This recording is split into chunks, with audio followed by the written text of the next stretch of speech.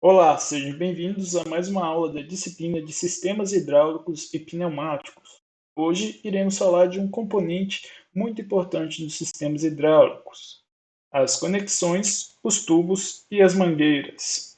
Como nós vimos nas últimas aulas, o sistema hidráulico é composto por vários grupos. O grupo de geração, que vai transformar a potência mecânica em hidráulica, que vão ser aí o reservatório onde o nosso líquido vai ficar armazenado, os filtros, que vão fazer a parte de filtração das impurezas, as nossas bombas, que vão comprimir os óleos, os motores, que vão fazer essas bombas funcionar, os motores elétricos, e também os acumuladores, que nós vamos ter uma aula dedicada para eles.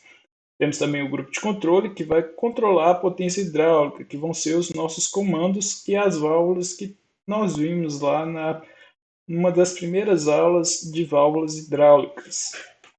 Temos também o grupo de atuação, que vai transformar a potência hidráulica e mecânica, que nós também já vimos, que são os cilindros e os motores, os nossos atuadores hidráulicos. Porém, hoje vamos ver o grupo de ligação, que conecta todos esses outros grupos. Primeiramente, é bom fazer uma definição sobre o que seria um tubo, um cano e uma mangueira. Basicamente, a principal diferença desses três vai ser a sua resistência. O tubo geralmente é menos flexível que o cano e a mangueira. E também, quando você for fazer a seleção do tubo é feita pelo diâmetro externo, do cano é feito pelo diâmetro nominal, que é a diferença entre o diâmetro externo e o interno, e a mangueira nós vamos usar o diâmetro interno para fazer a sua seleção. Basicamente, as nossas linhas flexíveis aí que vamos usar nos sistemas hidráulicos, elas são usadas para três fins. O primeiro vai ser conduzir os líquidos ou gases, no caso aqui os nossos óleos. Também vão ser responsáveis por absorver vibrações no nosso sistema. Estamos lidando ali com sistemas de pressão, né? A pressão pode variar e pode ter vibrações. Então, as nossas mangueiras, conexões vão absorver essas vibrações. E o terceiro fim seria compensar e dar liberdade de movimentos, ou seja, você consegue lá fazer umas conexões para conectar vários atuadores diferentes, como o exemplo que eu gosto de citar sempre da retroescavadeira, você consegue lá fazer então o uso de tubos e mangueiras para ter uma maior liberdade de movimento. Primeiramente, vamos ver aqui então como é a parte construtiva de um tubo. Nos sistemas hidráulicos, vamos estar lidando aí com pressões bem mais altas que os sistemas pneumáticos. Então, vamos ter componentes dessa parte aí dos elementos do grupo de ligação mais resistentes. Basicamente, vamos ter ele dividido em três partes, que seria o tubo interno, o reforço e a cobertura. E o nosso tubo deve ser construído de material flexível, com baixa porosidade, porque o óleo não pode se misturar com essa parte do tubo interno. Tem que ser compatível quimicamente e termicamente com o fluido a ser conduzido. Então, vamos ver essa parte do tubo interno primeiramente e definimos então essas quatro características, né? Que ele deve ser flexível, baixa porosidade, compatível química e termicamente com fluido. Aí temos alguns tipos de fluidos ou tipos de materiais que são usados normalmente, tanto para as mangueiras de borracha quanto as mangueiras termoplásticas. Aí os materiais que vamos falar aqui são a nítrica, o neoprene, o policloropreno, temos aí também o etilopropeno dipol, eu não lembro o nome aqui agora, mas também chamado de butil. Temos o silicone. Na parte das madeiras termoplásticas, temos aí o itrel, o nylon, teflon, uretano e o vinil, também chamado de PVC. Tudo isso temos aí o código no caso aqui da Parker, mas esses códigos também são usados aí nas nossas normas brasileiras. Certo, primeiramente então, falar sobre a nitrílica, que é a borracha nitrílica. Vocês provavelmente já viram aquelas luvas azuis que médicos, enfermeiros usam. Basicamente é desse material que elas são feitas. Então eles têm uma excelente resistência a óleo e combustíveis, tem uma baixa resistência ao tempo e às intempéries que no caso seria a variação aí do clima. Então eles não poderiam ficar expostos, por isso que eles ficam aí só na parte do tubo ou álbum. Ele também é frequentemente misturado com PVC para o uso com a cobertura e essa parte de PVC vai resistir, vai ter uma resistência maior ao clima, né? E normalmente eles são utilizados em mangueiras para uso geral dos combustíveis e hidráulica. Temos também o neoprene, que apresenta uma resistência à abrasão bem alta, e também ao clima, ao tempo. Tem uma boa resistência ao chama e a óleos também. E usualmente são utilizados como cobertura e tubo interno dessas mangueiras hidráulicas que a gente está falando. Temos aí o policloropreno e o polietileno clorado, que eles têm basicamente as mesmas características. É uma excelente resistência a óleos e combustíveis, excelente resistência à temperatura também, tendo uma faixa bem alta aí de menos 46 graus Celsius até 150 graus Celsius, tem uma boa resistência química e tem resistência a essas intempéries, que seria o clima e a variação climática. Aí temos o etileno, propileno dieno, que é o EPDM, também chamado de butil. Ele tem a boa resistência a essas variações climáticas, aquecimento ao tempo, né? Moderada resistência química, porém não é resistente à chama e o óleo. Então, para aplicações aí que vão mexer com essas partes, não é bom usar mangueiras construídas com esse tipo de material. Mas são usadas aí em mangueiras para uso geral, principalmente em vapor, e mangueiras mais baratas para condução de fluidos químicos, porque tem essa moderada resistência química aí.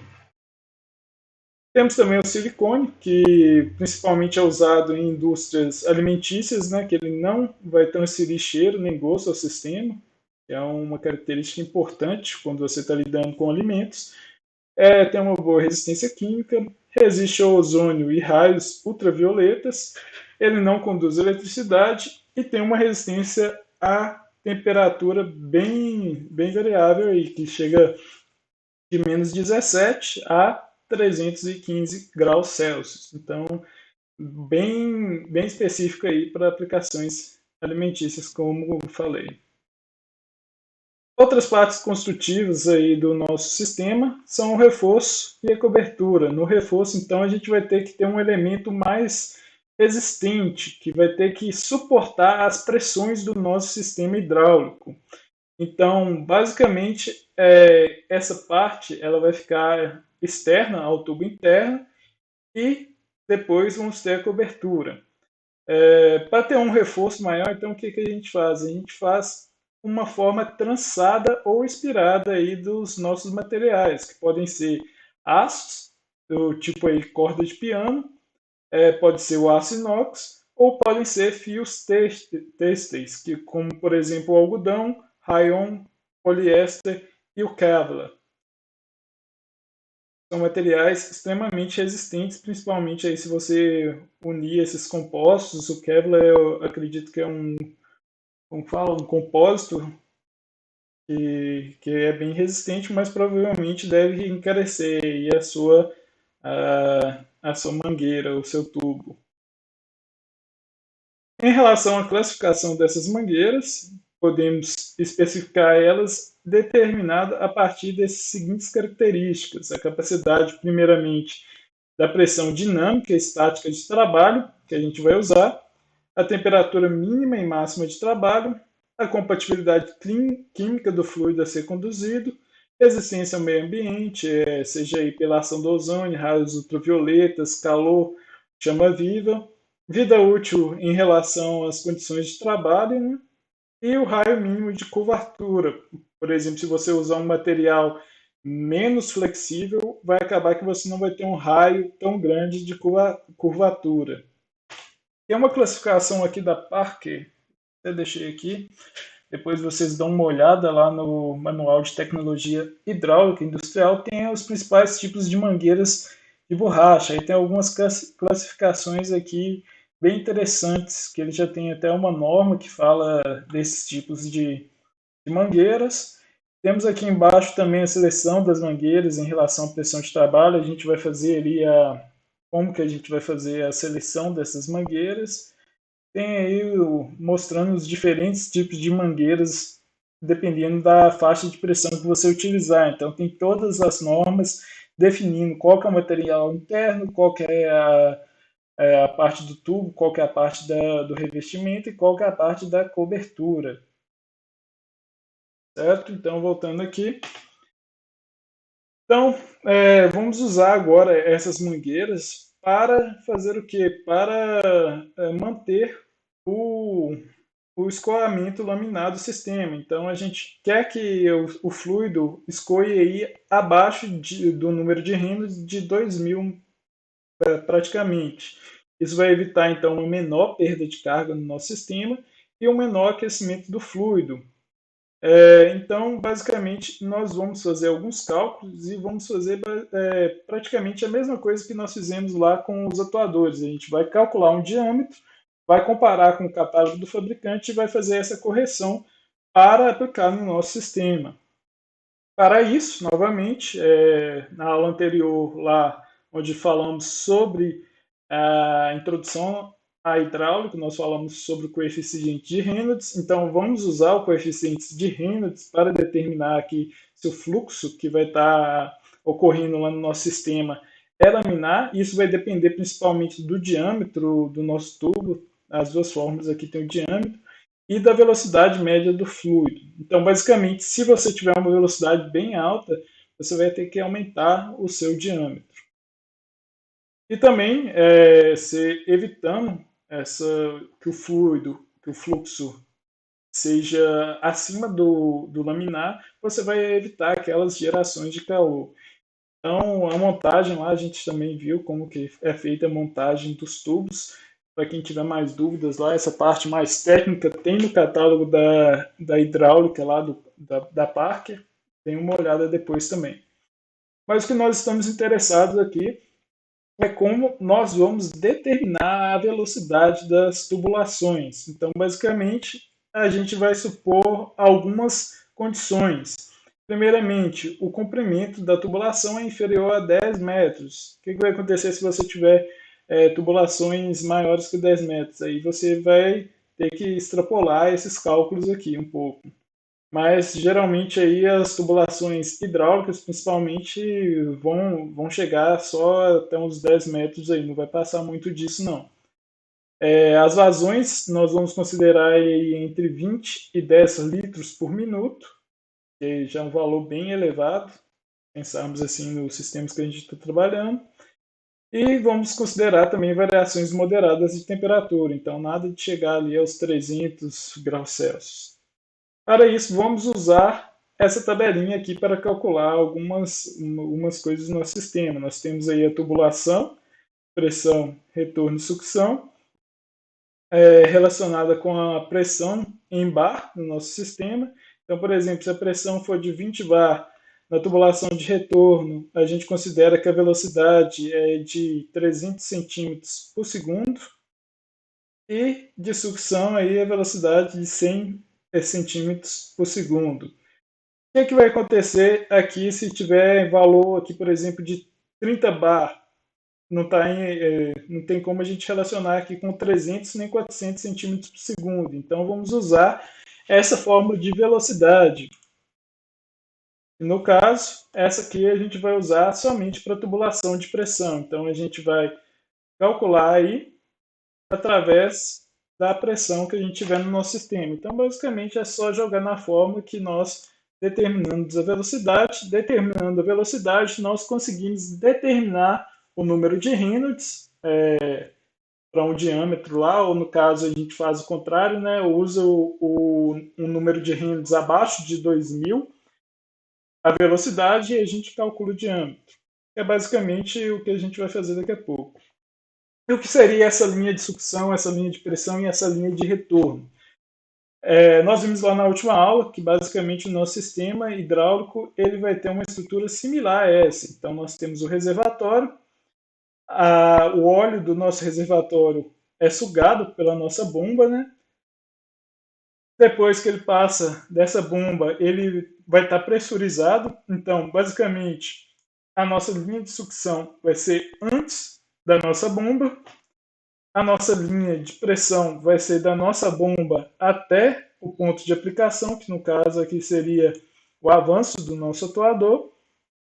E a linha de retorno vai ser aí do nosso sistema. No caso, a válvula vai ter uma saída somente para o reservatório.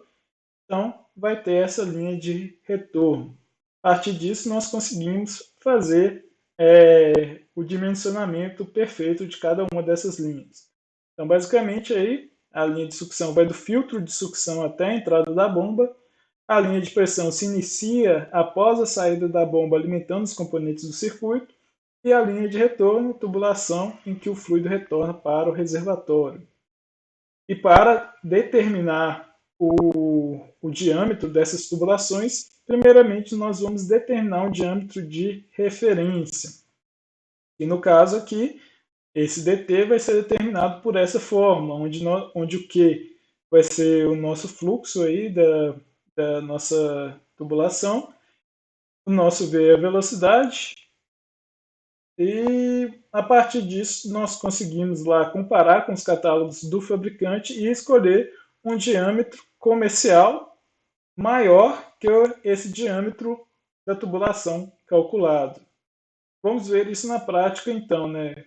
Aqui no caso nós vamos usar como referência o diâmetro interno para fazer esses cálculos. Então, por exemplo, se eu estiver selecionando um tubo, apesar de eu estar calculando aqui o diâmetro interno, quando eu for olhar na tabela, eu vou ver lá a relação do tubo do diâmetro interno e diâmetro externo, aí eu escolho a partir disso. Mas aqui no caso vamos escolher as mangueiras. Olha lá, só para você ver, na tabela do fialho, depois se quiserem dar uma olhada lá, tabela 4.3, temos o diâmetro externo, a espessura da parede, o diâmetro interno e temos aí a pressão máxima que um tubo desse iria suportar. Bem extensa tabela, essa também é um pouco antiga. Certo? Então, uma vez selecionado o diâmetro comercial, nós vamos verificar se o Reynolds aí está abaixo de 2000, para que nós tenhamos um regimento de escoamento laminar. Se o caso for o contrário, se for acima de 2000, o que a gente tem que fazer? A gente tem que selecionar um diâmetro imediatamente inferior que satisfaça essas condições.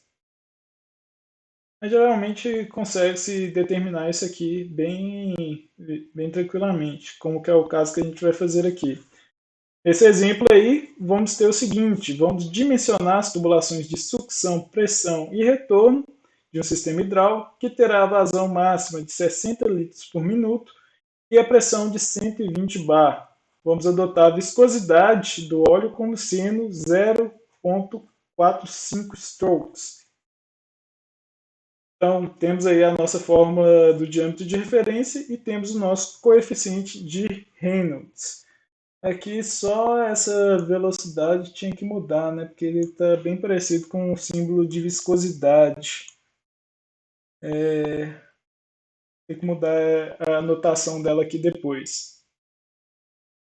Certo, então, primeiro que a gente vai fazer é as considerações de comprimento inferior a 10 metros, que a gente falou previamente, vazão entre 20 a 200 litros por minuto, variações moderadas de temperatura, e vamos então calcular a velocidade da nossa pressão, porque a nossa pressão é 120, né? Então está entre aqui 100 e 200. Então a gente tem que calcular qual que é a velocidade intermediária aqui. Então, começando pela tubulação de sucção, nós usamos a fórmula, sabemos lá que a nossa vazão é 60 litros por minuto, o nosso pi 3,14 e a nossa velocidade para sucção é o 100, já está definida aqui, a de sucção e a de retorno já está definida. Então, nisso, nós conseguimos chegar a 3,57 centímetros. Olhamos lá, então, qual dos tubos vai ter o diâmetro interno um pouco maior que isso, né? No caso, o único que tinha lá era um diâmetro interno de 3,8. Então, se estivesse escolhendo um tubo, o diâmetro externo dele seria 4,20. Então, o diâmetro comercial escolhido vai ser o 3,8, como na tabela 4,3, e fazemos a verificação do escoamento. No caso aqui, novamente, lá o V ficou errado aqui, seria o V da velocidade aqui, gente. Então, velocidade vezes o diâmetro sobre a viscosidade. E a partir disso, nós conseguimos determinar o número de Reynolds para a tubulação de sucção. Isso aqui vai ser menor que 2.000, então o nosso regime de escoamento é laminar. Esse diâmetro, então, atende aí o nosso requisito. Segundo, tubulação de pressão. Vamos determinar primeiramente a velocidade intermediária. Para isso, precisamos somente da pressão. Então, substituindo, fazendo os cálculos, nós conseguimos uma velocidade intermediária de 519 centímetros por segundo. Fazendo o cálculo lá do diâmetro de referência, nós já temos todos os valores agora. Achamos um diâmetro de referência de 1,57. Aí vocês vão verificar lá na tabela, o diâmetro acima, superior, é 1,60. Se você escolher um tubo, o diâmetro externo dele seria 2 centímetros. Então, definimos aí o diâmetro comercial sendo 1,6. Agora fazemos o que? Vamos definir o nosso número de Reynolds para a tubulação de pressão. Basicamente, aí a gente só substitui na fórmula, né, velocidade vezes o diâmetro da tubulação de pressão sobre a viscosidade e achamos o valor de 1.845. Isso está abaixo de 2.000, então, basicamente, nós temos ali um regime de escoamento laminar. Então, esse diâmetro escolhido satisfaz aí as nossas especificações. Para a tubulação de retorno, aplicamos a fórmula, como a velocidade já foi definida, definimos lá o nosso diâmetro de referência, que vai ser 2,6. Olhamos na tabela qual o diâmetro superior, no caso aqui vai ser o 2,14. Tem ali também o 2,20, mas a gente escolheu o mais próximo ali do nosso sistema. Tem o 2,10 aqui também, né? Só que esse 2,10 não. Esse 2,10 também seria possível escolher ele, talvez. Mas aqui escolhemos o 2,14, verificamos o nosso escoamento e achamos lá que o nosso escoamento é abaixo de 2.000, logo o nosso regime é laminar. Então, a partir disso, nós conseguimos determinar o diâmetro das nossas tubulações de sucção, de pressão e de retorno. Cálculos bem simples no nosso sistema. Se vocês olharem lá no manual da Park, tem um exemplo que eles usam também para calcular o diâmetro interno da mangueira. Nós não vamos entrar em detalhes sobre isso, mas quem quiser dar uma olhada depois, fique à vontade. Algumas recomendações na aplicação desses nossos tubos e mangueiras. Ao projetar e formar um circuito de condução de fluidos, sempre considerar o seguinte: evitar ao máximo utilizar mangueiras, porque elas aí vão ter uma flexibilidade maior, vão acabar não evitando aquelas vibrações, né? Além disso, as mangueiras têm uma perda de carga maior que os tubos, então é por isso que a gente evita elas. E a vida útil dos tubos também é maior, porque eles têm toda aquela parte do tubo e alto, revestimento e o do reforço também.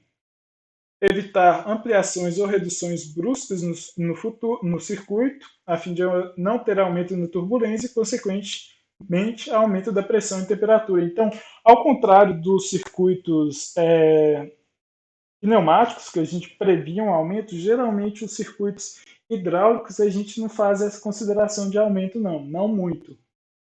Então, a gente acaba considerando ali bem pouquinha coisa.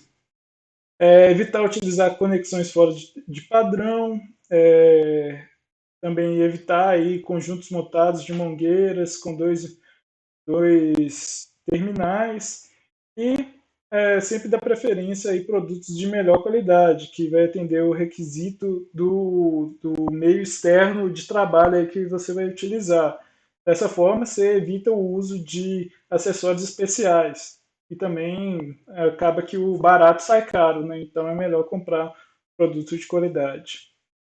Para quem gosta de manutenção, depois dê uma olhada aí no catálogo da Parker também tem falando todas as partes aí que podem, todas as falhas que podem acontecer nessas mangueiras. Isso mesmo é só uma curiosidade para mostrar para vocês, mas geralmente aí, a maioria das pessoas que estão fazendo estágio na engenharia mecânica estão fazendo estágio nessa área de manutenção, então se acontecer um erro lá da sua máquina não está rendendo quanto deveria, procurem aí ver se alguma dessas falhas está acontecendo. Certo, então para essa aula de conexões, tubos e mangueiras, é isso. Bom estudo a todos.